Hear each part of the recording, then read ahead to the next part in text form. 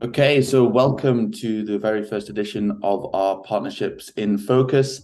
And for Q3, we have chosen MuseVerse. So I want to welcome the CEO and founder, Patrik, who I first reached out to back in April. We spoke about our deep funding. He was successfully applied and awarded. And yeah, since then, we formed a pretty great relationship. He's flew me out to Prague for the Metaverse conference, which I was quite honestly blown away with the work that we're doing in this space. And since then, yeah, we've most recently handed him over to our London event. And yeah, he's got a lot of people within our organization very excited with the work they're doing. And we very much consider Patrik part of the family now. So yeah, Patrik, first of all, I'd just like to ask, where did the idea for MuseVerse come from? Okay, first of all, thank you for a warm introduction. It's very nice and kind of you. And yeah, so the idea was coming about 3 years ago, and I was thinking like, where is going the music production, and where's this new technological new technologies coming, and I saw that the future is going to be in virtual reality. It was in time before there was a word metaverse, or at least it was not so popular. And I really saw the future of connecting people with virtual reality and across the world, that they can make music and they can connect with each other. And I really had strong vision about that. This is where the future is heading for music. And it was 3 years ago, but I was testing a few things, and the virtual reality was not so advanced in that moment. And so, fully actively, we started working more than a year ago. And then, when I saw that the metaverse started to be popular, I thought that this is a good signal that VR technology and the whole metaverse concept is something that's going to be big, and we put all our power to start developing our platform and our ecosystem. And yeah, that's where it came from. Fantastic. Um, so yeah, in a few sentences, can you kind of tell us, what exactly it is that you offer and who your target audience is?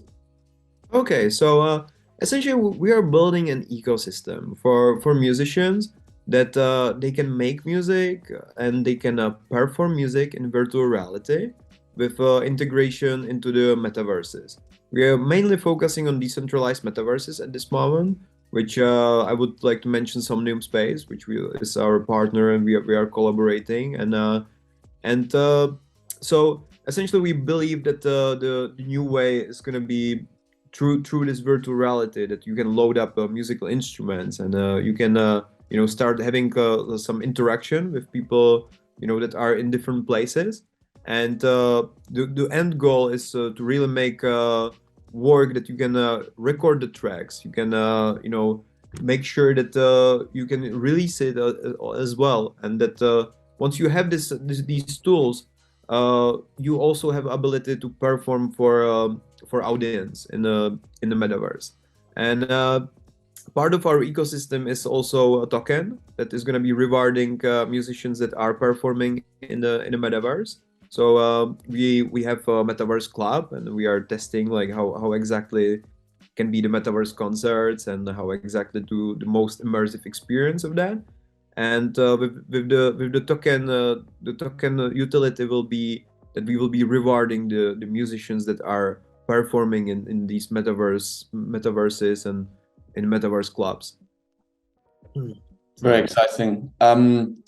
Yeah, you mentioned Somnium Space. It was one of the exhibitions that I got to check out whilst I was at the Metaverse conference with you. And yeah, it is quite a partnership. I think what they're building there works perfectly for what you're doing.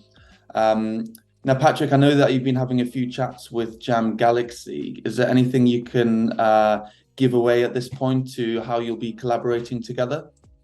I think at this stage we are having some broader talks and we see that there's so much potential of collaboration, because we have the vision we share is that we should find a new way how to reward musicians, and we believe that the blockchain technology and tokens are the way how to do it. And so we are having discussions right now how exactly we can collaborate.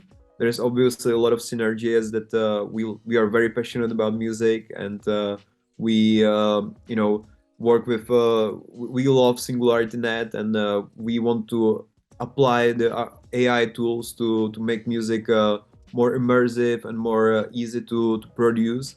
So there's a lot of synergy, and I'm very excited where it's gonna go. At this moment, I think you need to be a little bit patient of what we're gonna cook up and what we will come with. Excellent. Tell us a little bit about your team then. Why are you the ones that, are the best people in this space to bring this to reality? Okay, so essentially, I would like to also mention my background, which we were focusing on how to make music tools, especially with use of some AI tools and with algorithms, how to produce music in a more efficient way. So we have some part of the team that come from this field. And another part is that we have a team that is focusing on virtual reality. So I met incredible people that were working with metaverses. So I would say we are combining three technologies. One is the music production, which I have I'm over 10 years in the music industry. The second one is the virtual reality, which is the last year of experiencing and making the contacts and bringing the talented people from the virtual reality space. And the third one is a blockchain. And so I believe that the combination of these three different segments and combining them together can be very powerful. And so we are having international teams. So majority of people are like across the countries. We have people in Mexico. I also work with my two brothers. That one is in Hong Kong. Second one is here in Czech Republic. We also have some developers in Belgium, and so I mean it's an international collaboration. And some people are more involved, some people are like a little bit less involved, but Yeah. That's the situation right now. How many people total are involved in MuseVerse currently? I was counting. It's a little bit hard to say because like there's about 20 people that we are collaborating right now, and it's some of them are more involved, some are more or less less involved. So Yeah. it's some external cooperation. I would say like the main team right now is about 4 people, and the rest are external people that are providing us some technologies that we need, and we are building also partnerships with some people in UK and with some very talented people. So it's a collaboration with multiple people, and of course we want to bring the best possible technologies and how to compose music in virtual reality. Fantastic. Now, you touched on your background there. You've done quite a lot of things, Patrik, in our chats. If you weren't building MuseVerse, what do you think you'd be doing instead? It's a good question. I think I would still be in the music industry, likely. And I think for some time my motivation was how to make AI for composing music. Just the direction of how I see how is the music industry going and so on. I had a little bit moral shift of from there that seeing how disruptive it could be is we can see that the musician has less and less money and less resources to make music and make art. And so instead of bringing some disruptive technology that could take like jobs out of musician, I was thinking that maybe it's better to provide tools that they can bring value and that they can motivate musicians for creativity and also reward them that they can exist as musician. I mean, I most of my life I was musician and I was performing, I was recording albums and so on, and I know how difficult it can be, this journey. And so if I would not do this, I would probably keep my journey. But this was my moral kind of switch to see how we can bring more opportunities for musicians rather than out take out of them. Fantastic. Yeah, I mean, it's a scary thought, right? You know, how advanced AI will get, and will this make certain elements of the music industry obsolete? So yeah, it's great to have such forward-thinking people, especially as our partners. So Patrik, for you, how will you measure success for MuseVerse? What are your sort of metrics? Okay, so definitely what I can see as a big challenge and as our milestone is really making sure that we can provide a solution for artists that they can make music like in a bigger distance on the planet. Of course, there are like physics that the latency is quite a difficult challenge because the ultimate goal is really that I take here my VR headset in Prague, and let's say my brother is in Hong Kong, and he takes the VR headsets over there, and we can have like real-time music interaction. That's really the core essence of what we want to provide. And once we are able to do it, then we can have a live show. Let's say we play a couple of tracks and we get used to like this new virtual reality environment, and we have some good tracks on the place, and then we can perform the music in the metaverse.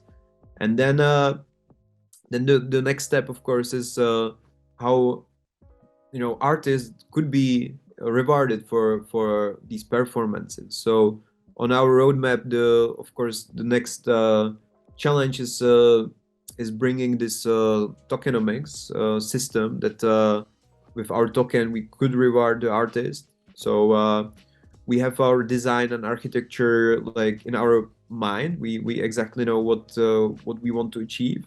Right now we are figuring out the technical aspects with our team and making sure that we can build this infrastructure. So I would say these are our goals and challenges we are facing right now.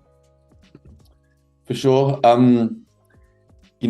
Obviously you're building in the metaverse. Do you have any concerns about the metaverse? What happens if the metaverse becomes more enjoyable than life? How would you, do you have that playing on your conscience at all? If say, kids of, that grow up, they prefer to spend more time in this space rather than in real life? It's a good question, and I think that's a concern of many people. I would say like if you see like how the world works right now, it's I mean we are sitting in the chairs and observing some screen like majority of the day. It's a TV, it's a computer, and it's a mobile phone, and you can see how much it's already influenced people, childrens, and so on. And I think this is just an evolution that we just take the screen and it's right next to your face. I think there, of course, there probably gonna be like problems that some people will just prefer more this virtual reality space than the reality.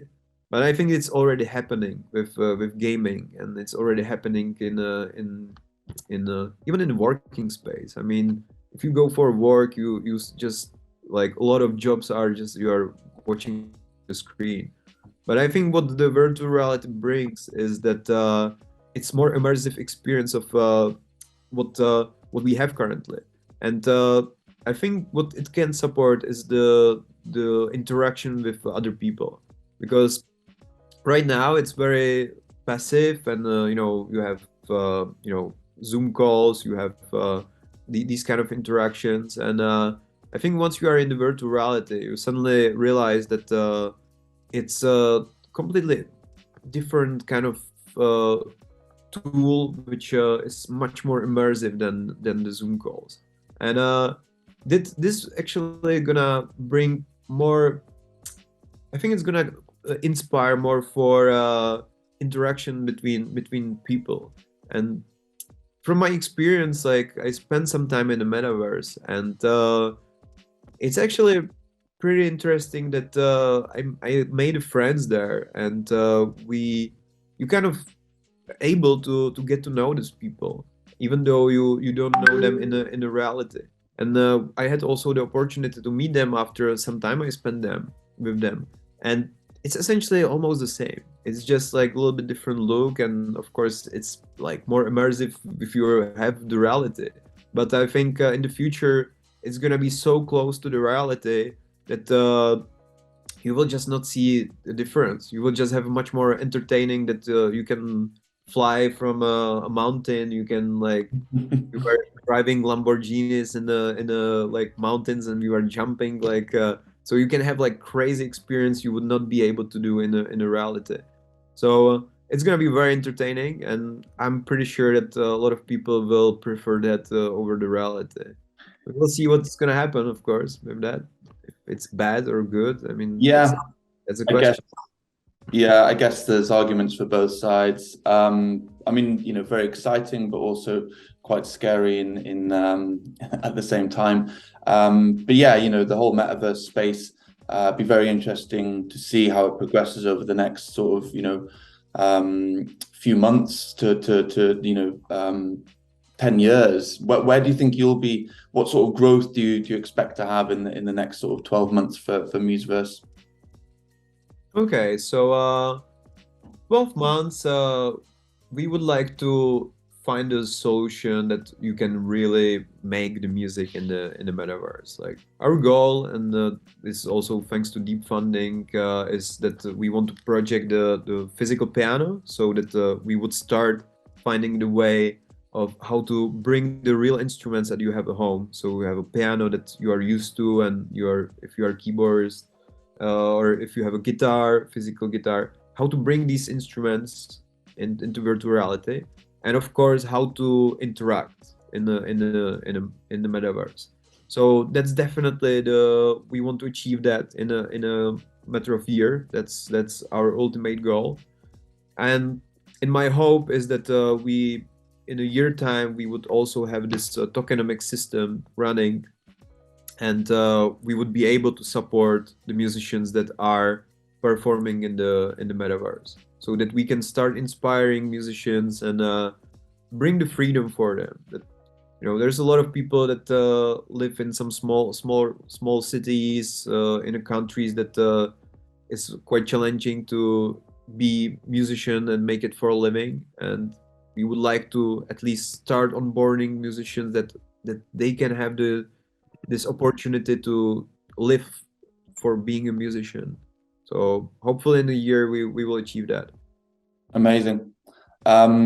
Well, yeah, there's some quite punchy goals, and we're obviously right behind you, Patrik. When do you think our community would be, liable to see your work on our marketplace, on our platform? Oh, it's a good question. There's multiple challenges that we are facing right now. So my goal was to have it within a half year to have this first AI that is the projecting of piano. Our deep fund proposing, and so I hope half year is doable. We are seeing that there are some challenges in a matter of that the VR headsets has some privacy kind of security. So we hope we will find a solution for that. But of course, our goal is to really bring it as soon as possible, that people could have this experience and they could start having interactions in the metaverse. So yeah, hopefully half year will be the time where we will deliver. Sure. Yeah, it's a difficult question to answer, but yeah, I guess that gives a good time frame. So yeah, when we originally spoke, back when you were applying for deep funding, you mentioned that you'd already heard of SNet. How did you come about the whole SingularityNET ecosystem, and of course, Dr. Ben? Okay, it's a nice question. I was when the blockchain came to the place and where I discovered it I think 2016 or 17, and I was thinking like where the blockchain is going, and one of my thought was that maybe the blockchain is just then a decentralized infrastructure that is gonna be empowering artificial general intelligence, and this was really like my mind process, and I was thinking, okay, so the blockchain is the purpose of blockchain might be that it's a just one giant computer, powering the artificial intelligence. And I started googling like what kind of projects are solving actually such a thing, and then suddenly I discovered SingularityNET, and it was right after ICO, so it's already quite some years I'm following SingularityNET, and I just was very excited and interested in of the approach Ben Goertzel is going with SingularityNET, and I was very closely following all his thoughts and the way, and at that moment I didn't think that I can actually combine the music and my expertise with music with AI. But like the later on, I was going with the process and development. I suddenly saw that it's actually a perfect match. Mm. Uh, my really big inspiration is to really support the in any way how I can help the SingularityNET to grow. And I think music is actually beautiful uh, way how maybe you could bring more interaction into SingularityNET platform. Yeah. No, I don't doubt it. And finally, Patrik, quite taken back by the network you've grown, the drive you have. You really are the ideal partner in that sense. What would you say to somebody who was looking to get into, starting such a startup, and how to grow a network? Do you have any words of advice, words of wisdom for us? Okay. I think definitely starting a startup is a challenging thing, and there's a lot of ups and downs, and I think you always have to follow your love and follow your dreams and do something that you love, because if there's bad times and if there are things are not going the right way, you always can overcome this, and it's very important that you do something that you love. And definitely if you follow the passion, then you naturally inspiring people around you, because if you really believe in your heart and in your thoughts with something you're doing, then people really believe in you in a way that they see that it's important, and that's definitely something that really helped me on the way. And of course networking with people is important. I always was a little bit self how to say, I always thought that I can do things by myself, and at some moment I was doing a lot of development by my own, but at some point you realize that the things are very complicated, and like gaining experiences in multiple fields is sometimes very difficult and almost impossible to acquire all the knowledge in many fields. So I think definitely would embrace this new CEOs and founders of new companies to don't be scared of finding right people that they can collaborate with. And I think there's just the power of internet is that you can actually search for people that already built some things, and there's so many interesting technologies, and I think I would not hesitate to write any people on the planet and see if they want to collaborate, and maybe they will not, they will, but you know, it always worked for me. If I reach some person that I was like really impressed with their technology, and you say your vision, it's a majority of time they just was like fine, and they was like, well, yeah, it's makes sense. So I would definitely embrace to not do everything by your own, but try to find some people that already built something interesting, and go from there.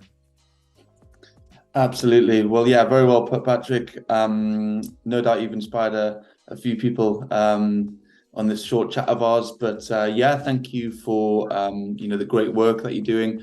And yeah, really excited to see how you progress and we can evolve together. Very much looking forward to seeing you in Prague in a few weeks' time. But yeah, thanks again for your time, and yeah, of course we'll be in touch. Thank you a lot, Edwin, and I really appreciate the opportunity to be part of this amazing ecosystem and amazing people and brilliant minds. So thank you a lot for this. Well, you fit right in, Patrick. Thanks again and take care.